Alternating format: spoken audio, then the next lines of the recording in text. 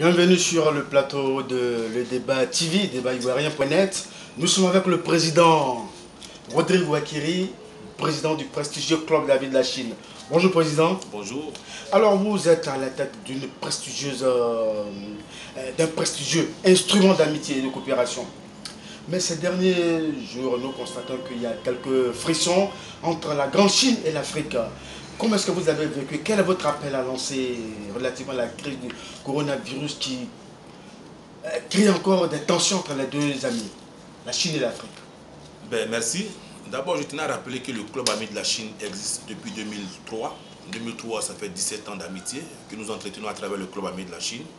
Aujourd'hui, ce club a véritablement posé beaucoup d'actions entre cette grande coopération Chine-Afrique.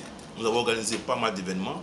Le tout dernier événement sur lequel nous étions en train de travailler, c'était le Taichi, le tournoi de l'amitié ivoiro-chinoise, que nous devions organiser à Odiéné. La finale était prévue pour Pâques. Malheureusement, la pandémie du Covid-19 a mis tout en stand-by.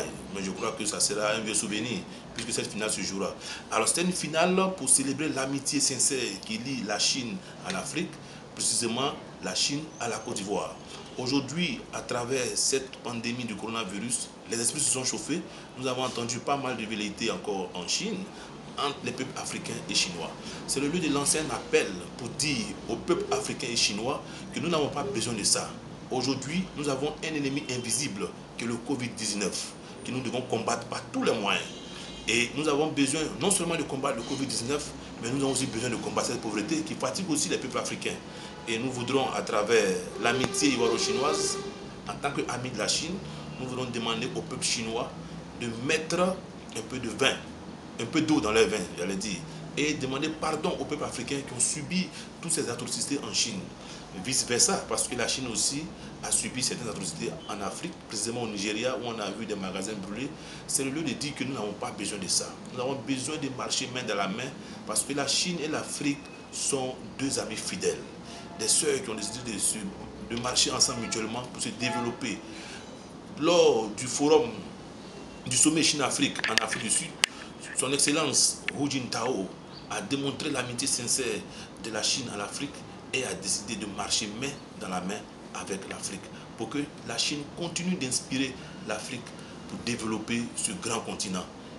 Alors, donc, Président, vous pensez que ces petites histoires causées par le Coran ne peuvent pas entraver les relations, la bonne marche entre l'Afrique et la Chine? Tout à fait. Je crois que le porte-parole du gouvernement chinois au niveau du ministère des Affaires étrangères a lancé un message fort, ainsi que le porte-parole de l'ambassade de Chine en Côte d'Ivoire. C'est des choses qui vont passer. Mais nous voudrons toujours lancer un appel à l'apaisement. Demander au peuple africain et chinois de continuer d'entretenir cette amitié sincère et réelle. Et je crois qu'il ne faudrait pas que le coronavirus puisse entraver cette grande amitié qui existe depuis longtemps. Vous savez que la Chine et l'Afrique, ce n'est pas aujourd'hui. Comme je l'ai dit tantôt, la première coopération entre l'Afrique et la Chine, connue officiellement, était la coopération Égypte-Chine en 1956. Mais bien avant ça, la Chine venait déjà sur le continent africain. Et je crois que nous avons beaucoup scellé cette amitié avec des métissages qui existent déjà. Nous pensons que nous n'avons pas besoin de ça. Nous avons plutôt besoin de lutter contre le Covid-19 ensemble et aussi lutter contre la pauvreté. C'est pourquoi nous demandons au peuple africain et chinois de jouer bas la terre et de laisser tomber ces velléités. Alors, dans cette période de Covid-19, coronavirus, comment pensez-vous que la Chine peut aider l'Afrique? Puisque dans les premières heures, la Chine a été secouée, mais la Chine a vaincu, le virus. Comment est-ce que la Chine peut apporter son aide à l'Afrique? D'abord, nous devons imiter le modèle chinois. Parce que la Chine, dans toutes choses, ils mettent la rigueur. Et cette rigueur-là, nous la demandons au peuple africain. L'épicentre du coronavirus a commencé à Wuhan. Wuhan, une ville de plus de 15 millions d'habitants. Mais très tôt, il y a eu un confinement. Mais au-delà du confinement, les Chinois ont respecté les mesures barrières. Ils ont respecté les mesures barrières et ça leur a permis de diminuer le nombre de morts. Et je crois que ces mesures barrières-là aussi doivent être respectées par les Africains. Nous devons, comme on l'a dit, imiter le modèle de celui qui a pu vaincre la maladie pour pouvoir nous aussi, de notre côté, diminuer la maladie ici en Afrique. Aujourd'hui, nous prions que cette maladie soit totalement éradiquée.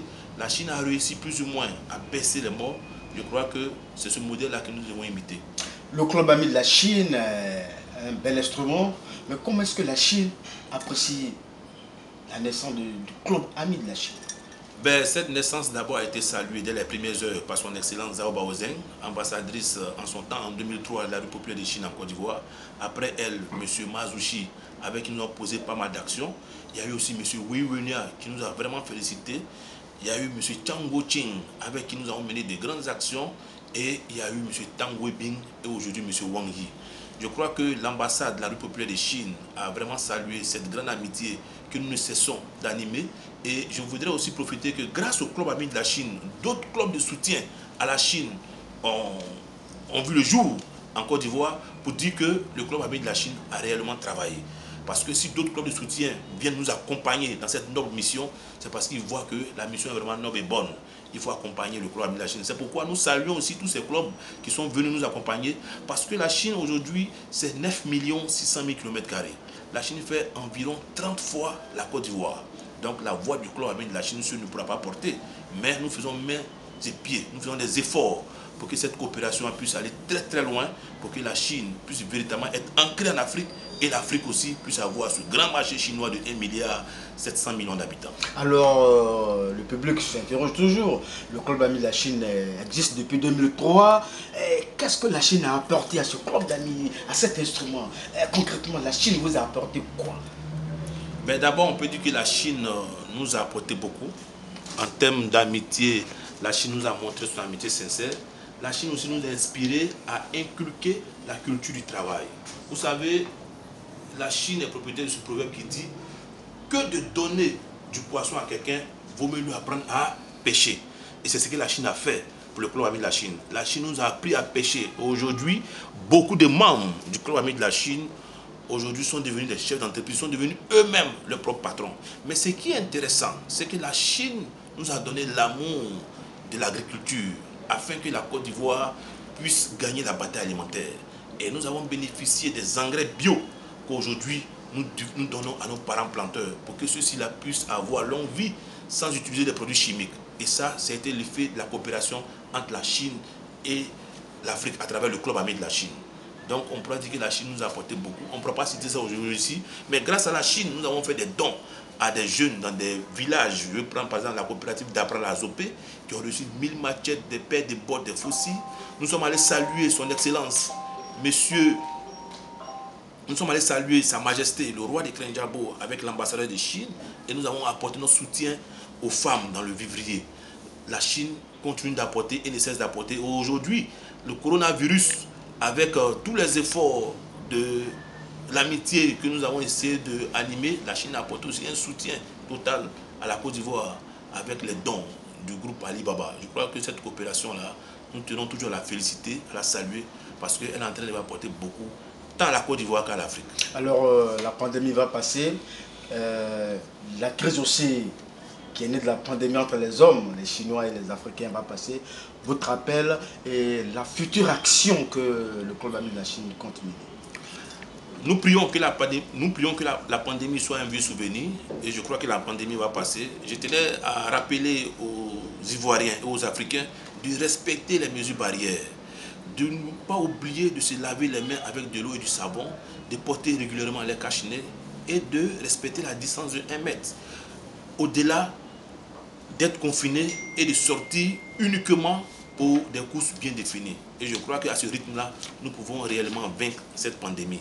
Le club ami de la Chine est en train de préparer beaucoup d'actions dans le sens toujours d'animer et de consolider la coopération sino-africaine. Nous préparons la finale du tournoi de l'amitié ivoiro-chinoise qui aura lieu bientôt à Odiéné, mais nous préparons aussi la semaine commerciale, culturelle et industrielle Chine-Afrique, le SICA, qui est en stand-by pour des raisons que nous savons à cause du Covid-19, où beaucoup d'entreprises se sont vraiment manifestées pour venir découvrir l'Afrique de l'Ouest. Principalement, le centre de l'événement sera en Côte d'Ivoire et nous attendons de voir, après le Covid-19, toutes les grandes actions que nous allons mener à travers le club ami de la Chine.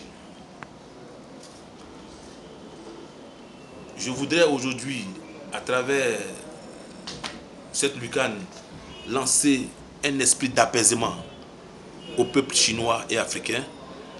Je crois que c'est dans l'union, l'amour que nous pouvons construire nos deux nations. La Chine est un pays, la Côte d'Ivoire, l'Afrique est un continent.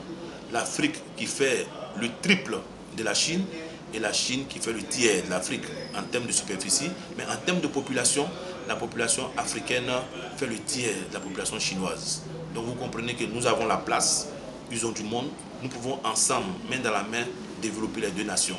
La Chine a donné le ton de développement, l'Afrique doit suivre, mais dans l'apaisement et d'un esprit d'amitié et de convivialité. Que Dieu bénisse la coopération Chine-Afrique. Je vous remercie. C'était le président Rodrigo Wakiri pour le débat TV et le débat ivoirien.net. Merci à vous. Merci, président. Merci. C'était à vous. Il faut toujours respecter les mesures barrières. C'est ça.